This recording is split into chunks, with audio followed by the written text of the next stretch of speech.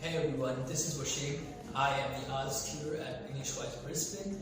Today we're going to be talking about some of the common mistakes that students make for writing task 1 in IELTS academic test, which is the part where you describe the infographic. So mistake number 1, students don't give a good overview of the general trends that they see. So an overview is the backbone of your written response. So what is exactly an overview?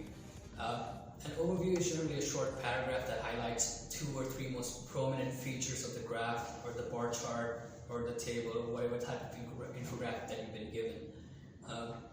The most common mistake students make is that they tend to be too mechanical while describing the data. So for example, if you have a infographic showing the weekly change in stock price, you don't want to be saying week 1 stock was this, week 2 stock was that. What you want to be doing is describing the data as a trend. So let's say between this and that week, the overall price of the stock increase or decrease. You want to be describing the main prominent features instead of being too mechanical.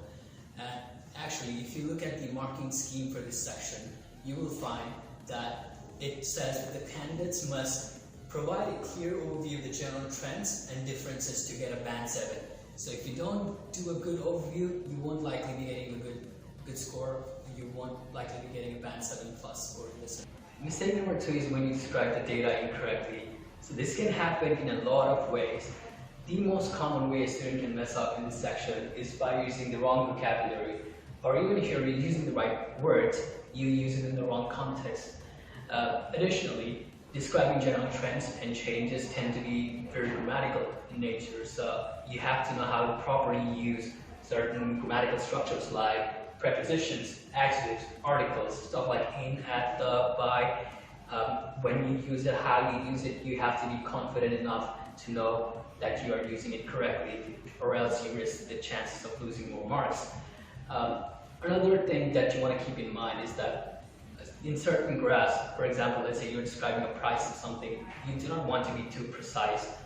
Sometimes students tend to think that they have read the chart correctly, but in fact the chart is slightly off, and if you write down the exact price of that item, you may get less marks because of that, because you are incorrectly describing the data.